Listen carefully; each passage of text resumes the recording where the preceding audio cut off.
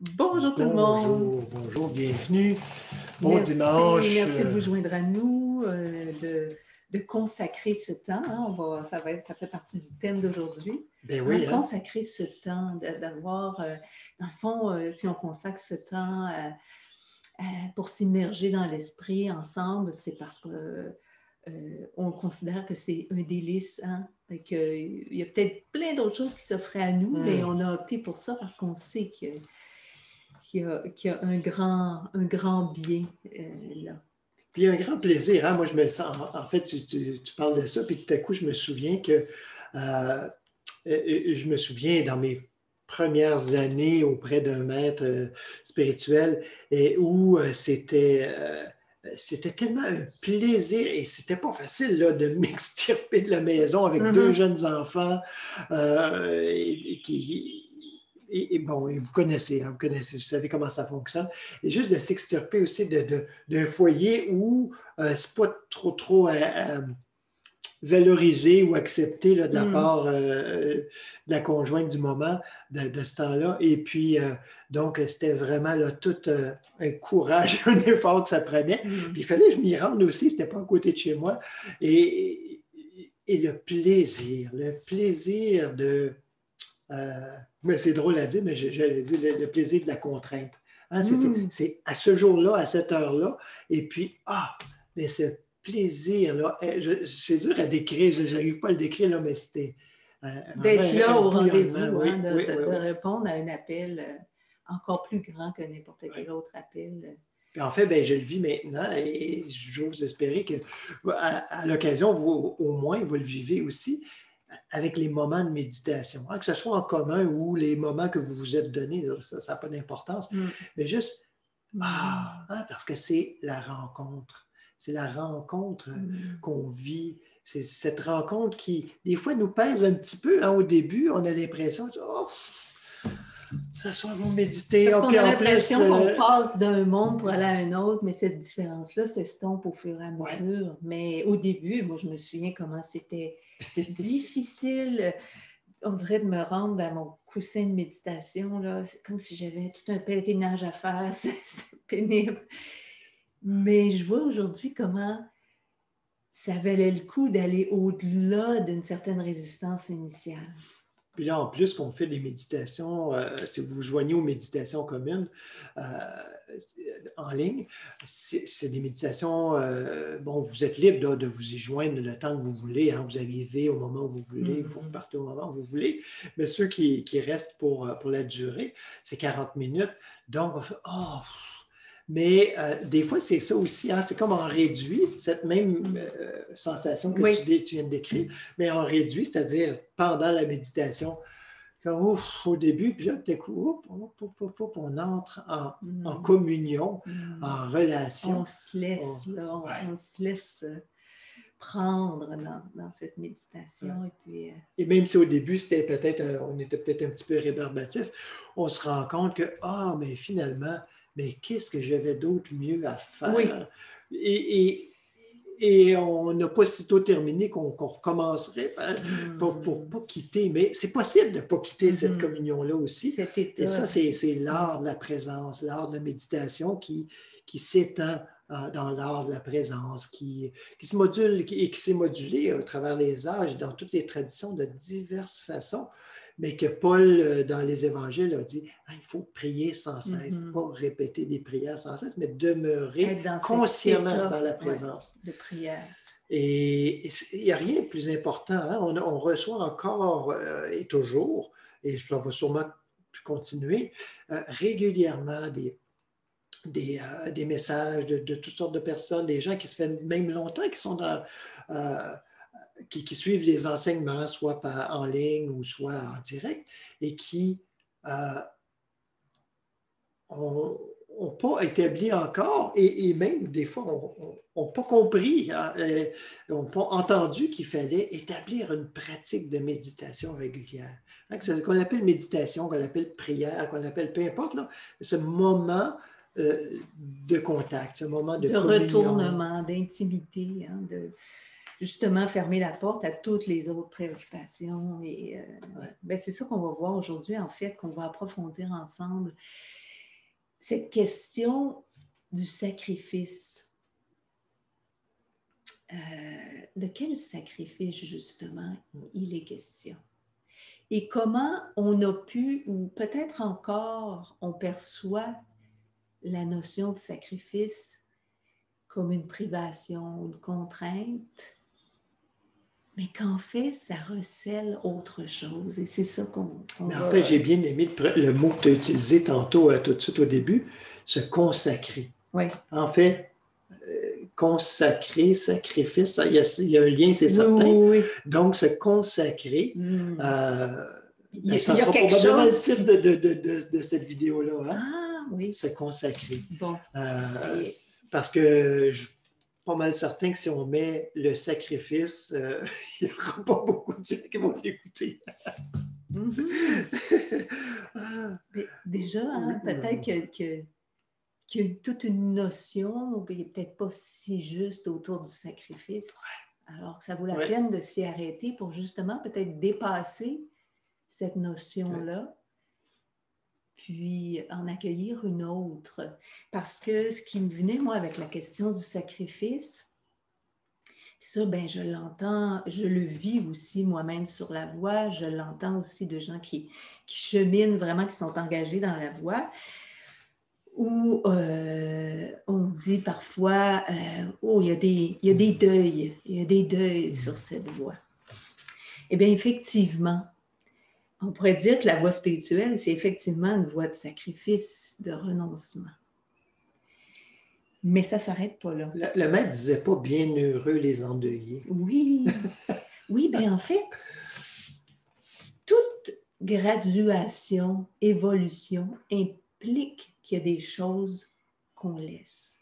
Puis on a juste à voir notre parcours jusqu'à maintenant au niveau humain et voir qu'on a vécu déjà beaucoup de ces transitions, de ces graduations. Par exemple, quand on passe de notre école primaire à l'école secondaire, il y a plein de choses qu'on laisse derrière. Un établissement, des enseignants, des professeurs, des amis auxquels on s'est peut-être attaché. Donc, un lieu, des habitudes, etc., etc. Puis là, on passe dans un... Puis, toujours cette peur de l'inconnu. C'est comme si on ne voyait pas qu'en arrière, il y a eu une graduation, il y a une évolution.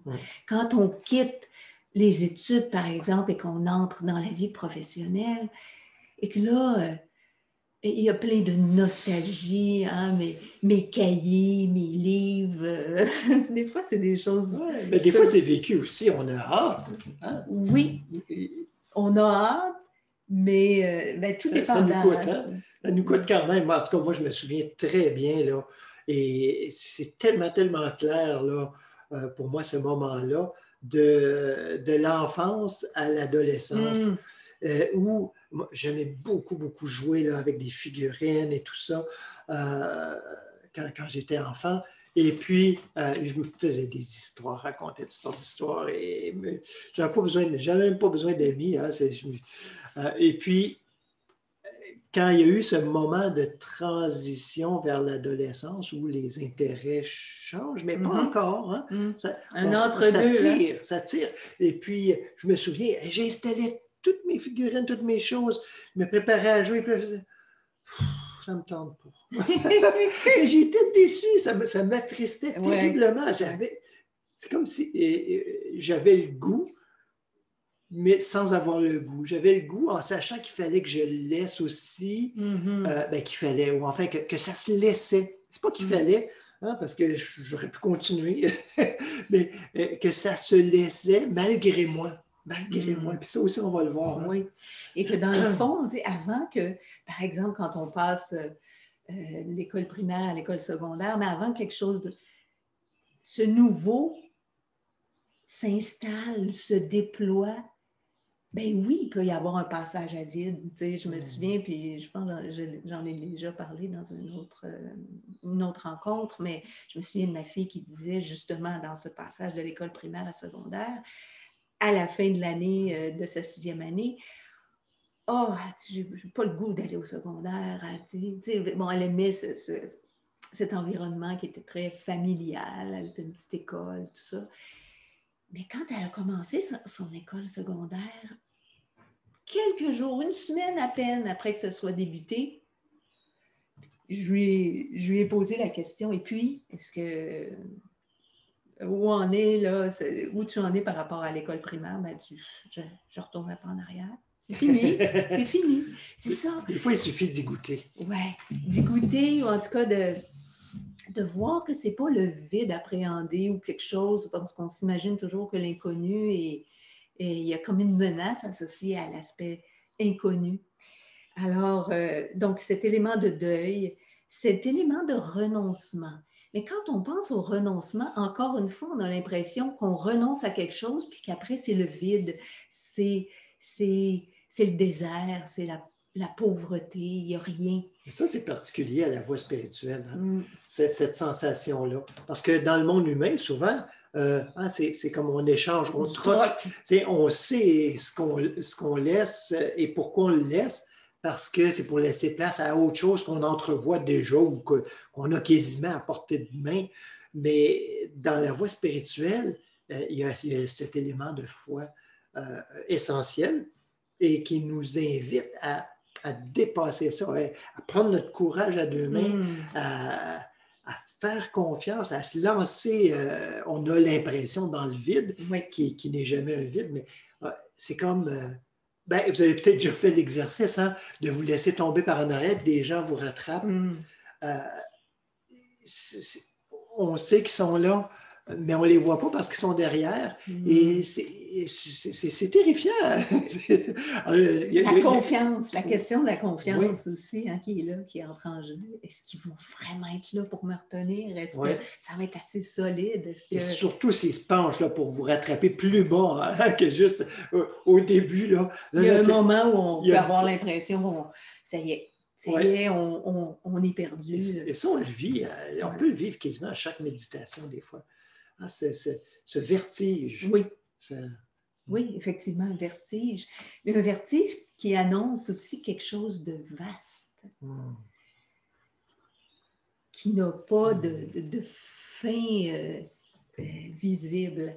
Et quand on parle de renoncement, on pourrait aussi comparer cette transition d'un état de conscience humain à la conscience divine, à la conscience spirituelle.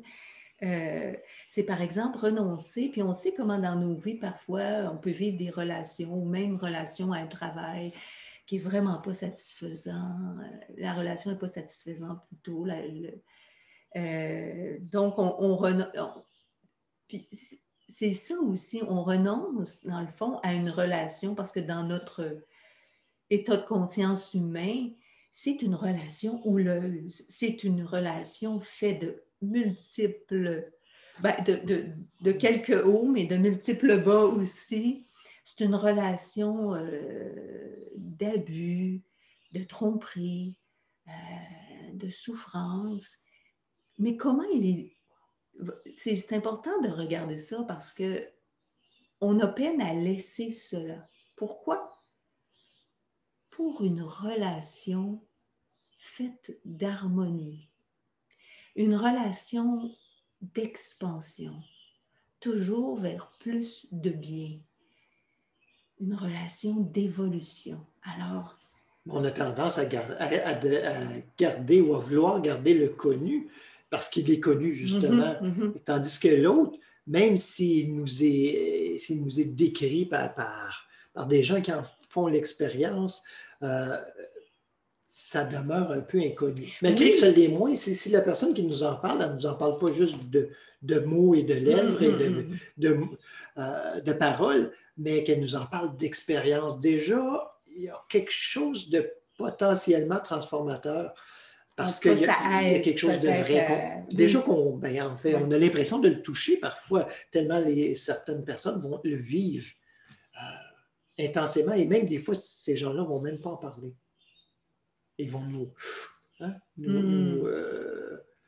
c'est comme des aimants. Hein? Tu parlais des aimants hier. Ce sont des aimants qui nous attirent vers l'expérience spirituelle. Oui. Sans avoir à forcer quoi que ce soit, sans avoir à vendre sa salade. Hein? C'est pas de cet ordre. Et c'est comme si ce qu'on a à laisser, ou en tout cas ce qui se laisse plus facilement. Mm-hmm. C'est ça aussi la force, l'encouragement, l'élan d'un groupe de gens qui ne font pas juste se répéter des belles paroles, mais qui en font l'expérience à un degré comme à un autre et qui s'y plongent. Tout le monde en bénéficie. Tout le monde en bénéficie. Encore une fois, pour illustrer cette question de sacrifice, ben c'est aussi un délestage. Renoncer, laisser, c'est se délester. Et il y a une image, moi, je rêvais souvent ça, rêve éveillé ou endormi. En fait, je ne suis pas certaine, mais cette image revenait souvent.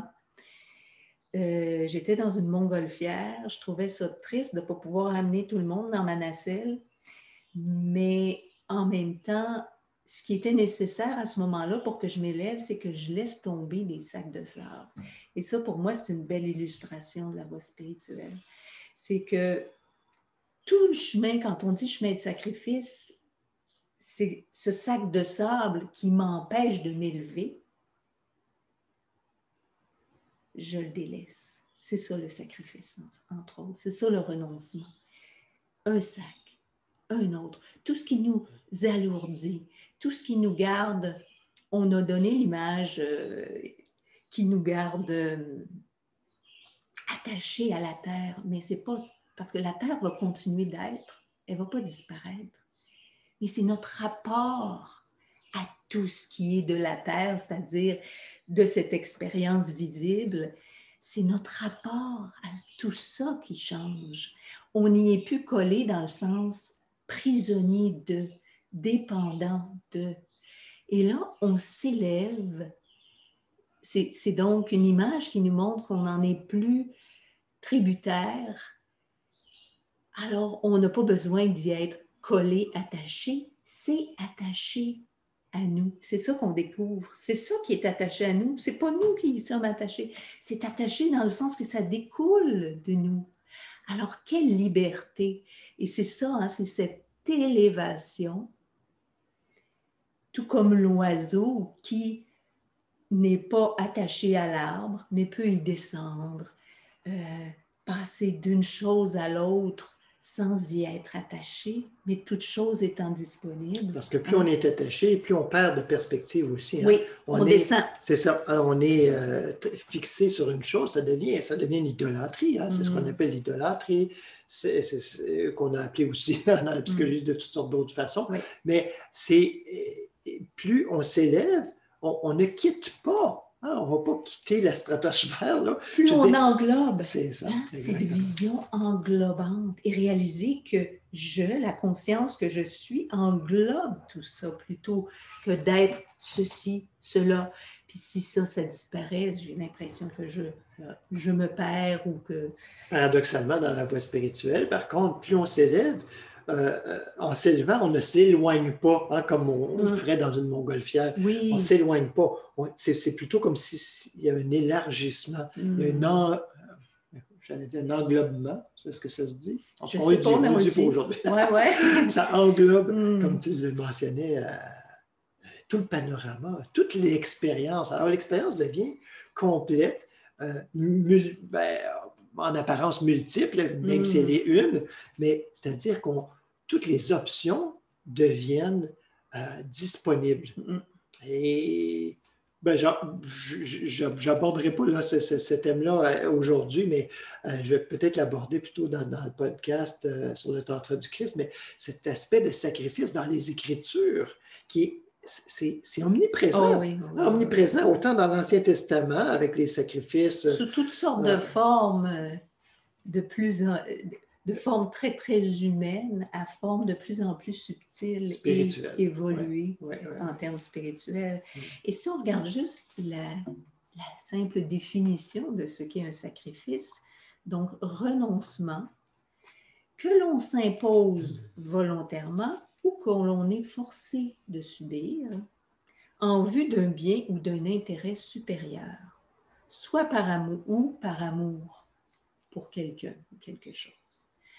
C'est très important, en fait, de voir comment dans la voie, est-ce qu'on y renonce? Est-ce que ce renoncement se fait de lui-même?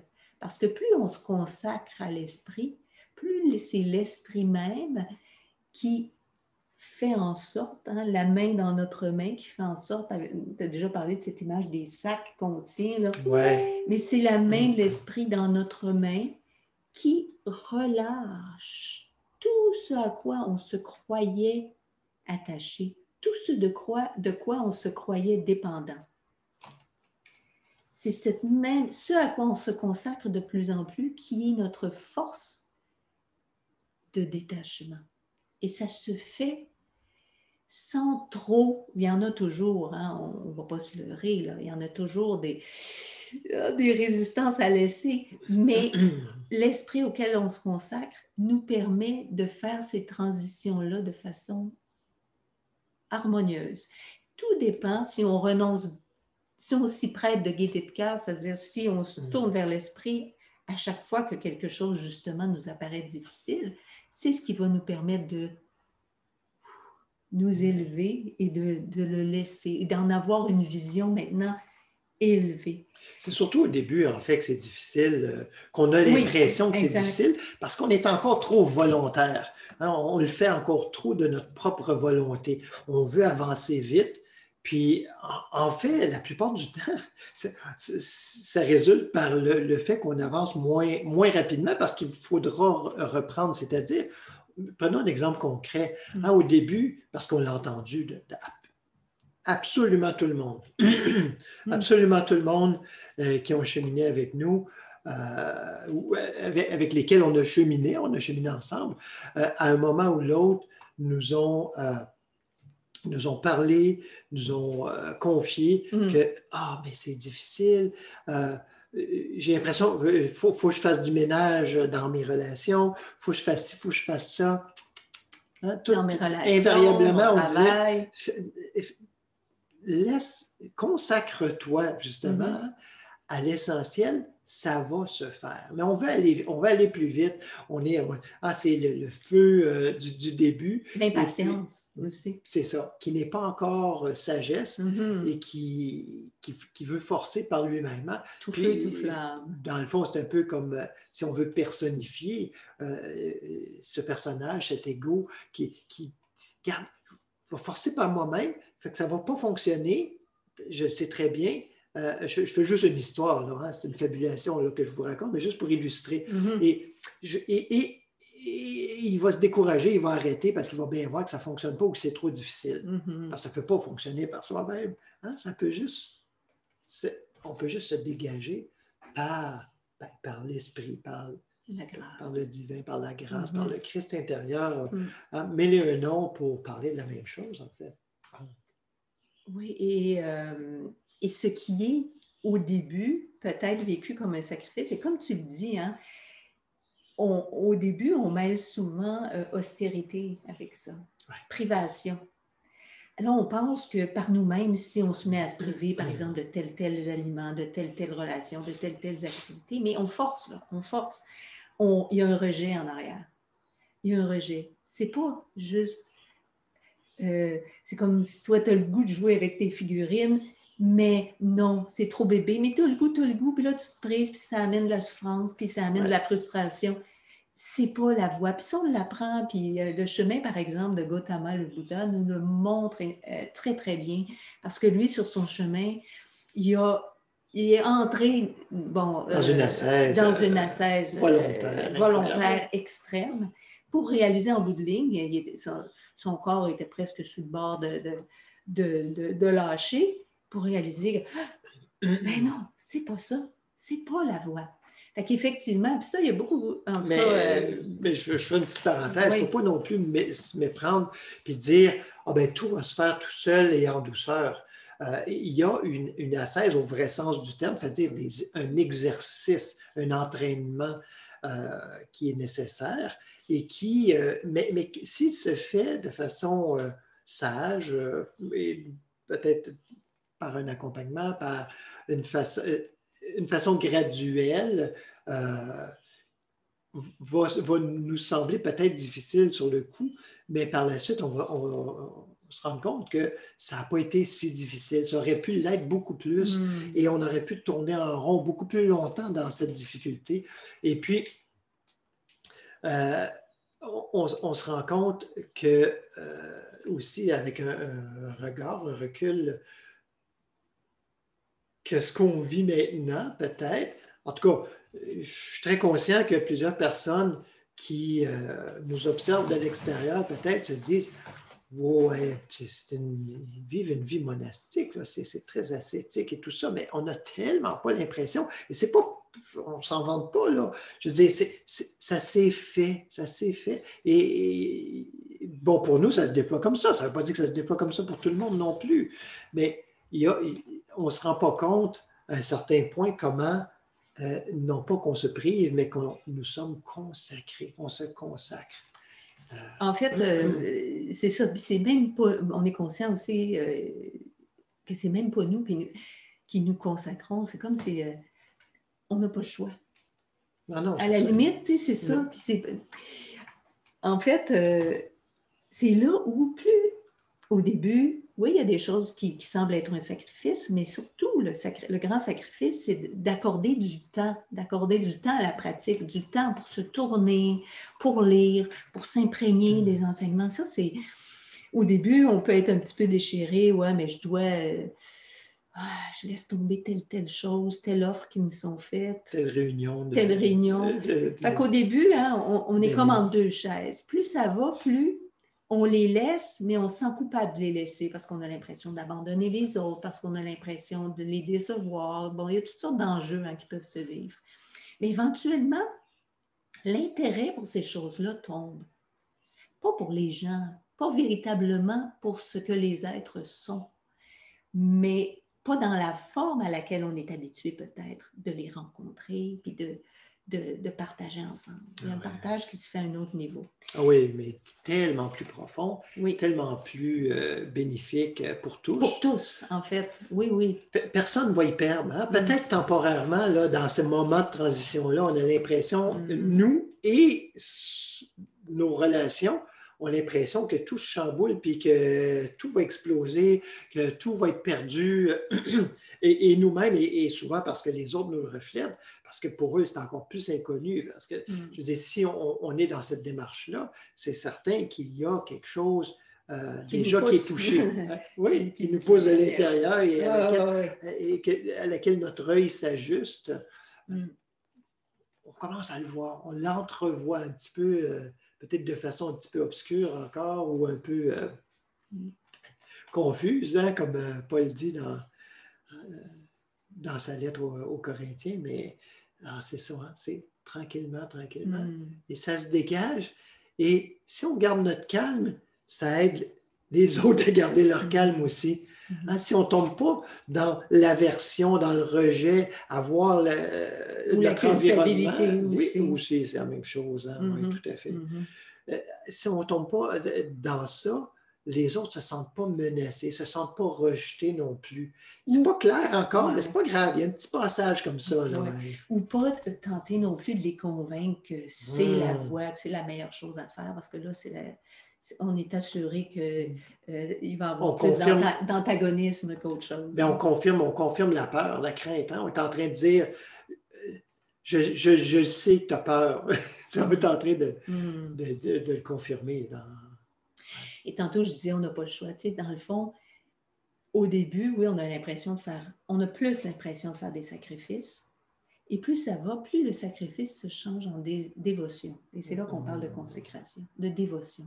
Parce que, et là, on peut être sûr que quand cette présence nous touche, elle nous touche consciemment, qu'il y a une perception consciente de cette présence, du Christ à l'intérieur de nous, de cette conscience de vérité, l'amour se développe pour ça. Ça peut se traduire au début par l'amour de la vérité, de la liberté, mais c'est l'amour de ça, de cet être profond.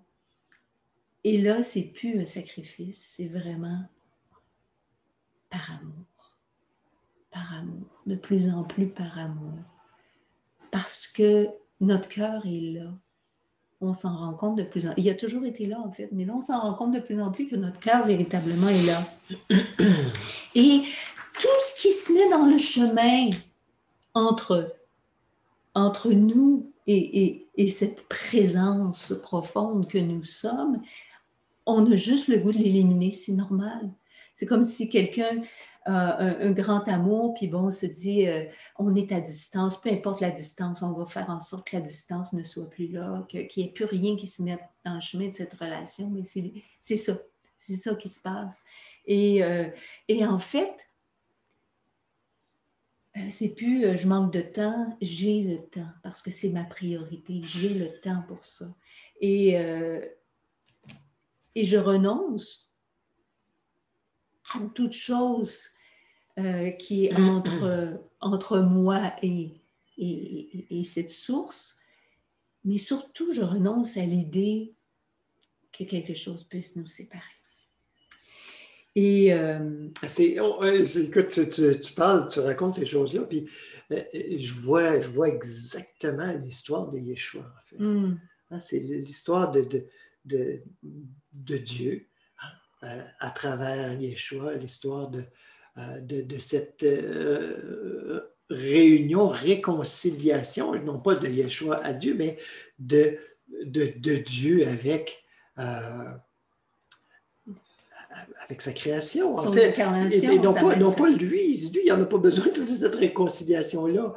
Il est dans l'unité. Cette conscience en Dieu, c'est une conscience d'unité. Fait qu'il n'y a jamais de séparation dans cette conscience. Nous sommes séparés en apparence, mais une apparence qui nous semble drôlement vraie. Hein, si on regarde, qui semble être la majeure.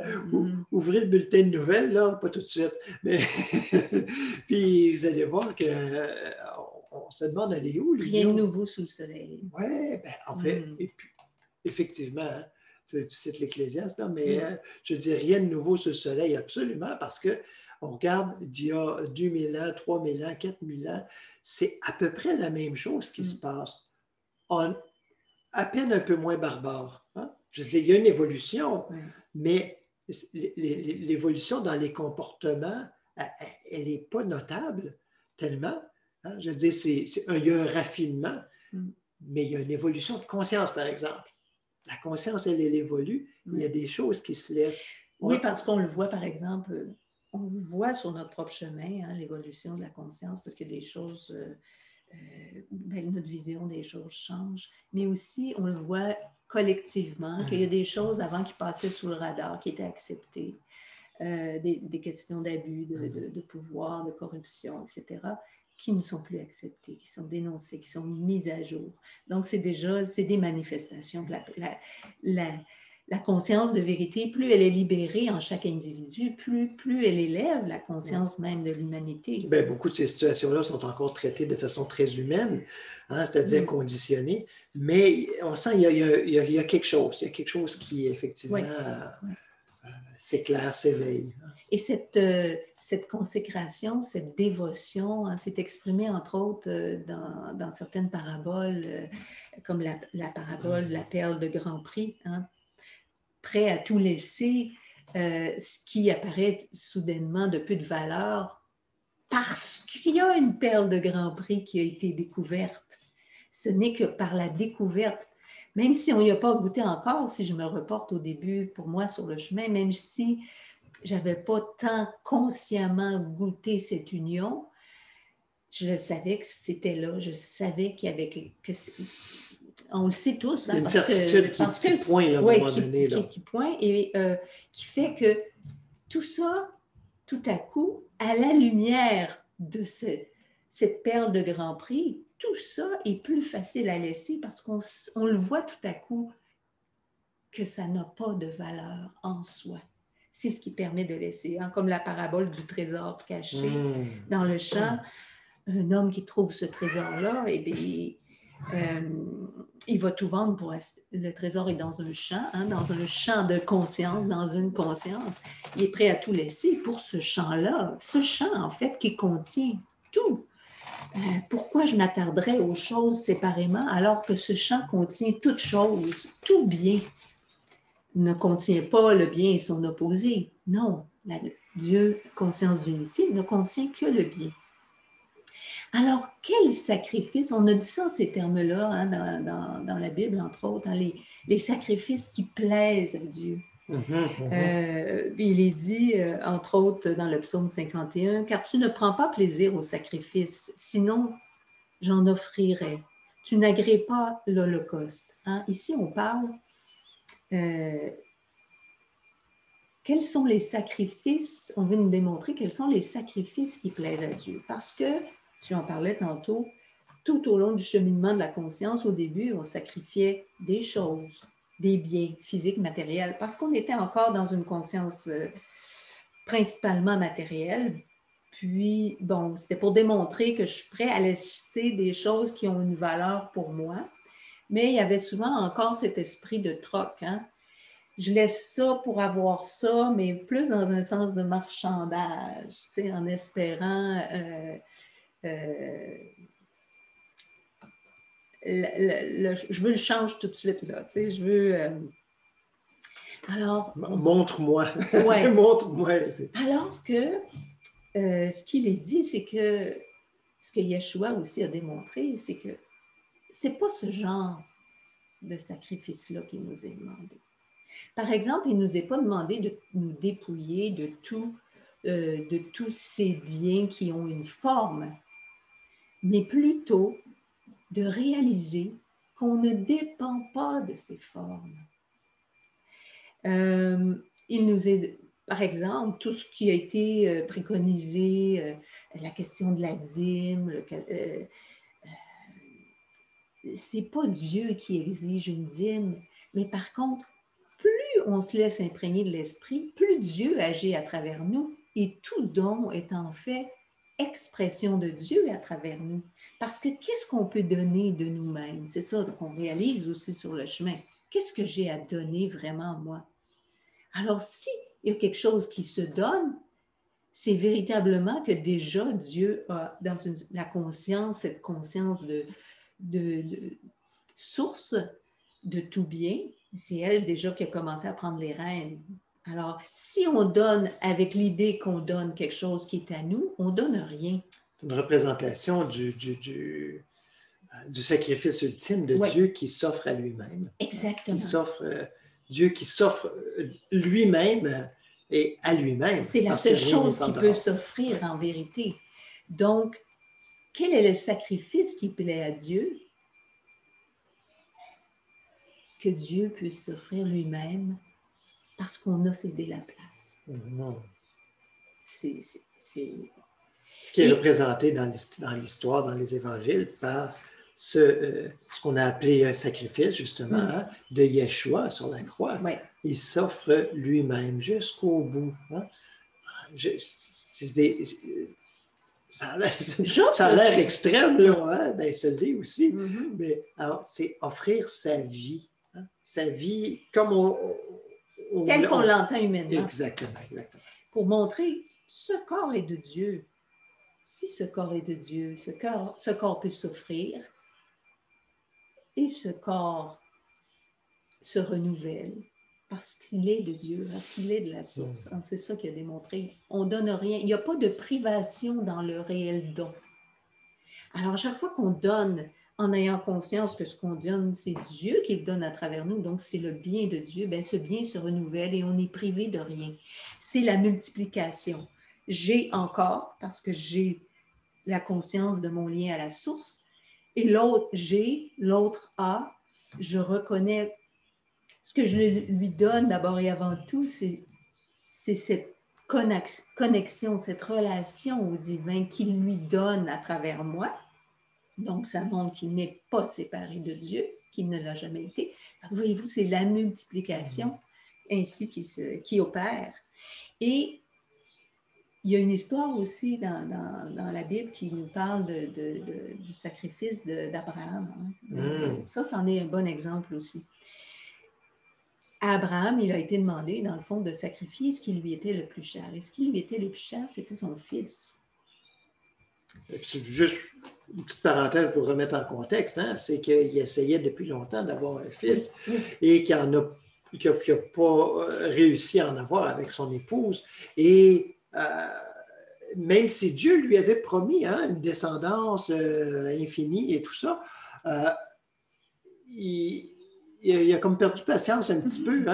Ou en fait, humainement, il se dit, là, on est rendu trop vieux, là, ça n'arrivera pas. C'est plus possible. Et on prend ça sur nous-mêmes, selon nos propres termes, et puis on dit, on va s'arranger tout seul, on va s'arranger sans Dieu, dans le fond.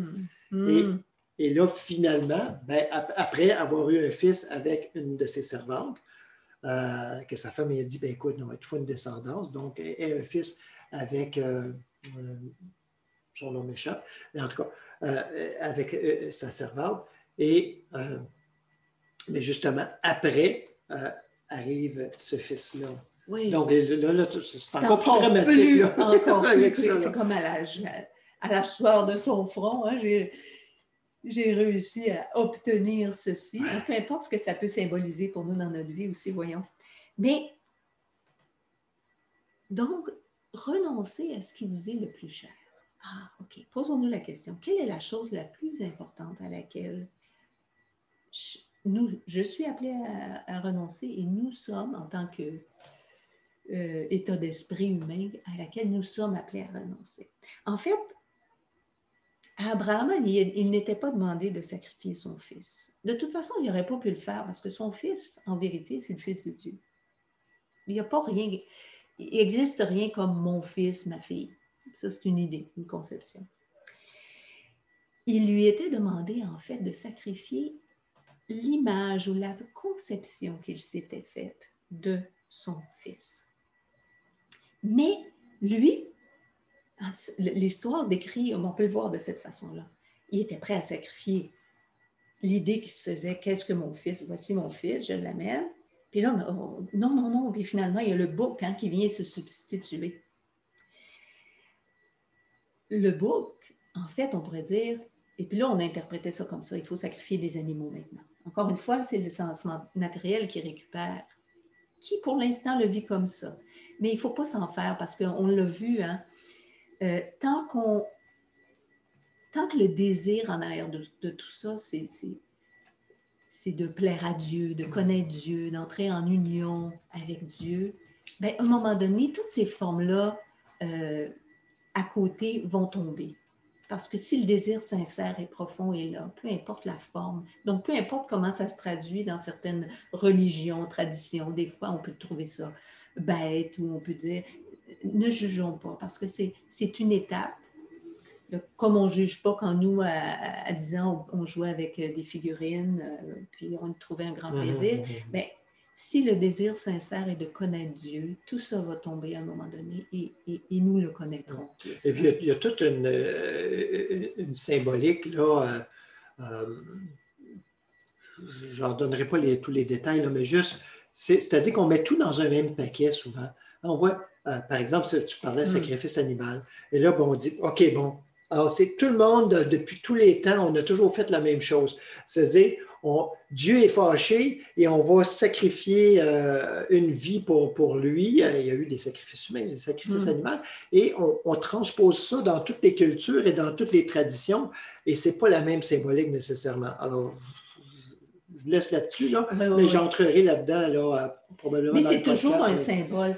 Et là, quand le bouc vient se substituer, c'est qu'en fait, ça nous invite à réfléchir. C'est pas comme je disais tantôt, renoncez pas à tous vos biens matériels, vendez pas tout, c'est pas ça qui est nécessaire. C'est l'idée que vous dépendez de ces biens-là, que là est votre source de votre subsistance, de votre bien-être. C'est cette idée. Alors, qu'est-ce qu'on a de plus... Qu'est-ce qui nous est le plus cher, nous, humainement? C'est les conceptions qu'on s'est faites.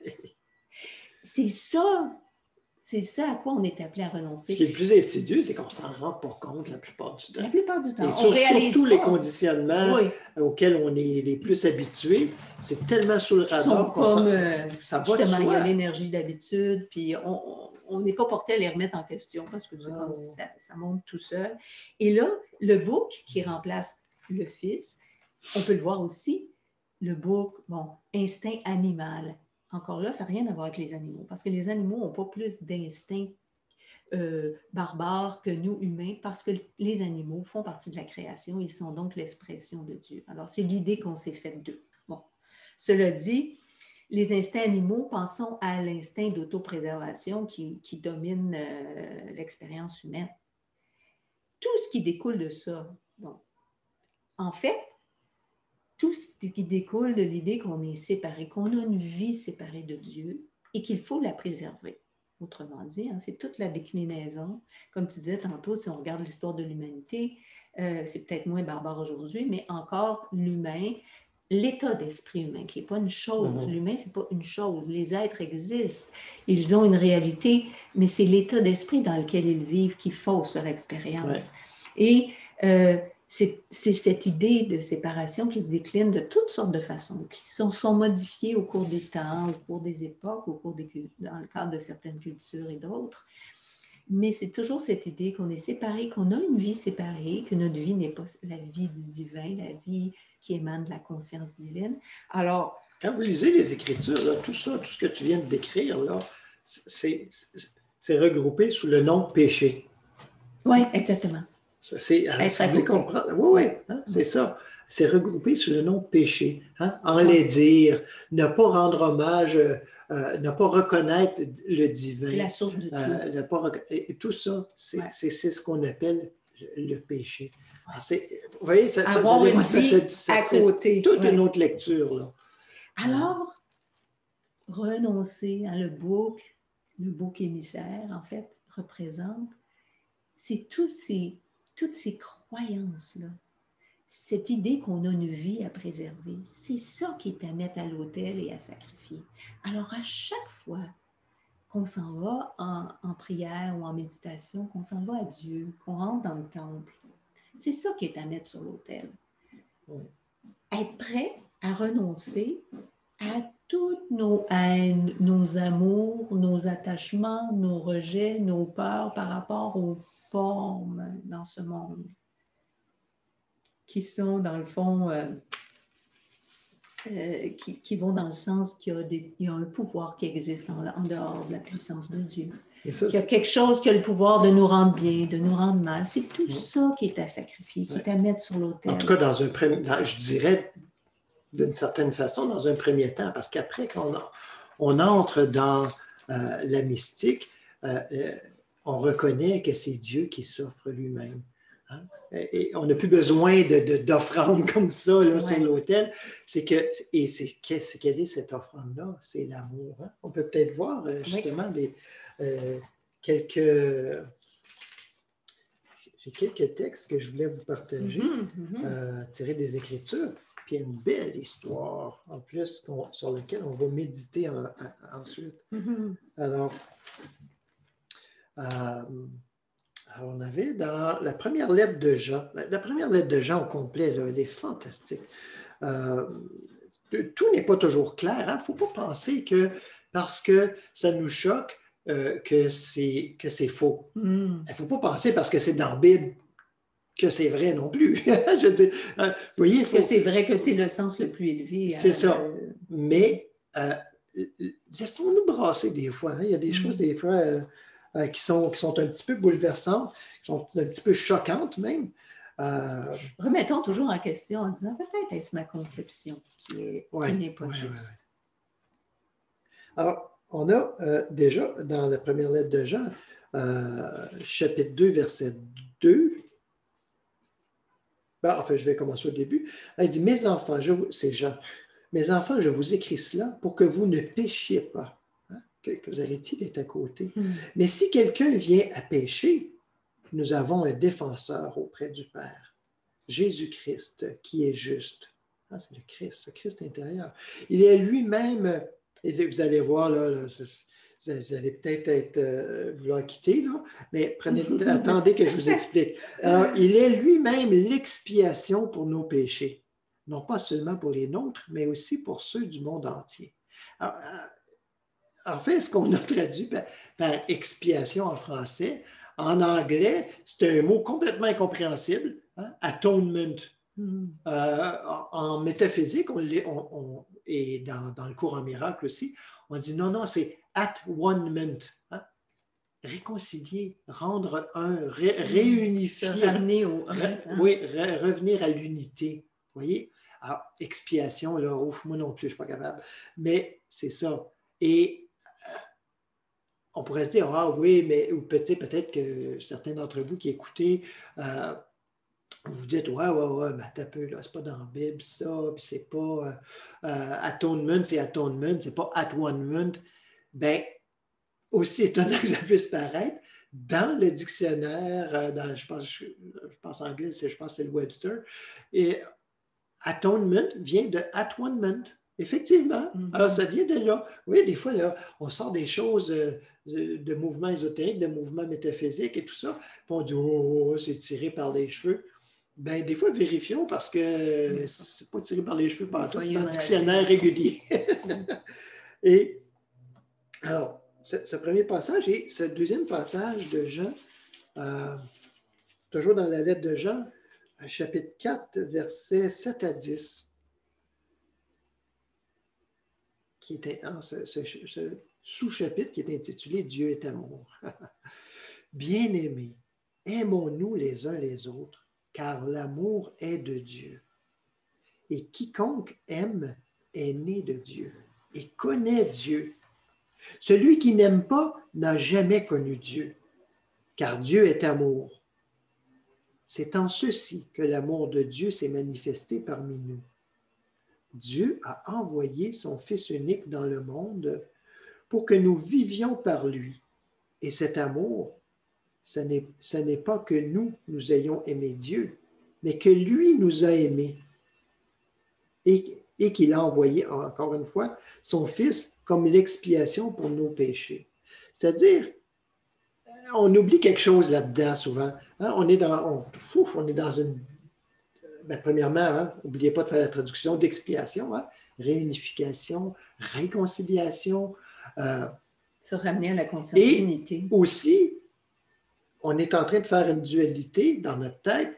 On dit, le Père, le Fils, le Père qui offre son Fils, c'est complètement barbare et je suis complètement d'accord avec vous. Mais c'est parce que ce n'est pas ça. N'oublions pas que quand on parle du Fils, on parle du Christ. On parle de Dieu, la conscience individuelle. Donc, c'est ce que j'ai répété à plein de moments justement durant cette rencontre. C'est Dieu qui s'offre lui-même. Il n'y a pas quelque chose ou quelqu'un d'autre là, à sa place. Parce qu'on est habitué à penser en termes de choses séparées, en termes de vie séparée, en termes matériels. Et ça fausse toute notre lecture, toute notre compréhension. En tout cas, moi, ça m'a beaucoup, beaucoup touché, là, cette réalisation-là. Il s'offre lui-même. Il ne peut rien offrir. Et c'est ça quand on parle du Fils qui est offert, entendons-le de cette façon-là et vous voyez, je sais, je ne veux pas vous convaincre, là, mais reprenez certaines lectures peut-être qui vous ont peut-être été très choquantes à cause de ça, justement. Puis, choquantes vues en termes de dualité. Oui, laissez-les raisonner dans ce sens-là. Et une dernière... 2 Corinthiens. Parce que si on se sacrifie soi-même, et qu'on reste soi-même, qu'est-ce qu'on a sacrifié en bout de ligne? Sommes-nous privés de quelque chose? Je vais laisser faire pour l'autre. En fait, j'ai plutôt allé directement, parce que ça demande beaucoup d'explications. On est déjà rendu à 11 heures moins quelques minutes. Et je veux qu'on se garde du temps pour pouvoir échanger. Je suis certain qu'il y en a des choses à échanger. Pour ceux qui sont là en direct, on va se garder un moment en direct, justement, pour pouvoir échanger.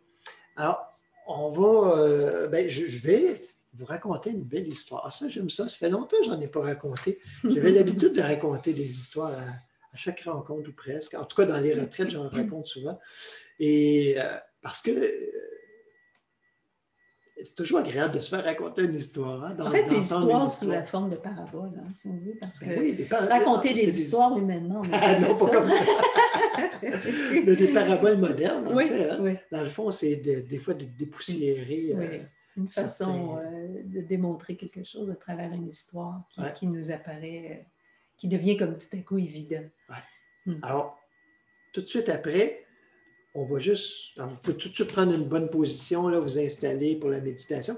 On va prendre quelques minutes, là, 5 minutes, 10 minutes de méditation silencieuse à la suite de cette histoire. Qui fait quand même 2 pages. C'est pas une toute petite. Oui.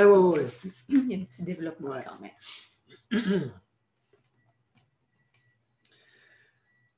Un homme riche, passionné par l'art, avait dans sa collection des œuvres de tous les grands maîtres, de la Renaissance classique et moderne, de toutes les écoles et courants. Souvent, assis avec son fils unique, il admirait les merveilleuses pièces de leur collection. Mais la guerre a éclaté et le fils a été recruté et envoyé au combat. Il a montré beaucoup de courage et est mort au combat en sauvant la vie d'un camarade. Lorsqu'il a reçu l'annonce de son décès, le père a été profondément affligé par la perte de son fils unique. Un mois plus tard, on frappe à la porte. Le père ouvre et trouve sur le seuil un jeune homme avec un gros paquet dans les bras. Le jeune homme lui dit « Monsieur, vous ne me connaissez pas, mais je suis le soldat pour qui votre fils a donné sa vie. » Ce jour-là, il a sauvé la vie de plusieurs blessés, mais en essayant de m'emmener dans un endroit sûr, une balle lui a percé le cœur et il est mort instantanément. Il parlait souvent de vous et de votre passion pour l'art. Le jeune homme lui remit un paquet, ce fameux paquet, en disant « Je sais que ce n'est pas grand-chose. Je ne suis pas un peintre connu, mais je suis convaincu que votre fils aurait voulu que vous ayez ce tableau. » Le papa a commencé à défaire l'emballage. C'était un portrait de son fils, peint par le jeune homme. En le regardant de près, il fut étonné par la façon dont le jeune peintre avait réussi à rendre non seulement les traits de son visage, mais aussi la personnalité de son fils. Le père, ému aux larmes, a remercié le jeune homme et lui offrit une somme d'argent pour la peinture. « Oh non, merci, monsieur. Toute ma vie ne suffirait pas à payer pour ce que votre fils a fait pour moi. Ce tableau n'est qu'un cadeau de remerciement pour votre fils. » Le père a accroché la peinture au tout début de sa si belle collection de peintures de grands maîtres. Chaque fois qu'il avait des visiteurs, il commençait par leur montrer le portrait de son fils et seulement après, il leur laissait voir les grands chefs-d'œuvre de sa collection. Après le décès du père, une vente aux enchères de sa grande collection de peintures a été organisée. Il y avait tellement de gens qui voulaient voir et surtout acheter des tableaux pour leur propre collection. À l'ouverture, le portrait du fils a été affiché sur le podium. La personne déléguée pour diriger la vente aux enchères, le commissaire-priseur, a ouvert la session en frappant avec son maillet et dit « Nous commençons les enchères avec ce portrait du fils de monsieur. Qui ouvre l'offre? » Dans l'assistance, un grand silence. Puis quelque part, une voix cria « Nous sommes venus voir les grandes œuvres, passez ce tableau d'amateur. » Mais non perturbé, le commissaire-priseur a continué. « Quelqu'un fait une offre pour ce portrait? 100, 200? » Dans l'assistance, quelqu'un s'est énervé. « Je ne suis pas venu pour ce portrait. Nous sommes ici pour les peintures de Rembrandt, Fragonard, Van Gogh, Matisse, Picasso et les autres maîtres. Passons vraiment aux enchères. » Sans se laisser perturber, le commissaire-priseur a poursuivi. « Fils, fils, quelqu'un veut ce fils? » Finalement, du coin le plus éloigné de la salle, une voix timide se fit entendre. « Je donnerai 10 $ pour ce portrait. » C'était la voix de celui qui avait été pendant de nombreuses années le jardinier du père et du fils. Étant un pauvre homme, il ne pouvait pas offrir plus. « Il y a une offre de 10 $. Qui donne plus? Quelqu'un donne 20? » La salle était en ébullition. Quelqu'un s'exclama « Donnez-le lui pour 10. Passons au plus vite au grand maître, au maître de grâce. » Personne ne voulait de ce misérable portrait du fils. Tout le monde voulait saisir l'opportunité d'acheter des œuvres de valeur pour enrichir leur propre collection. Ferme, le commissaire-priseur a continué. 10 une fois, 10 deux fois.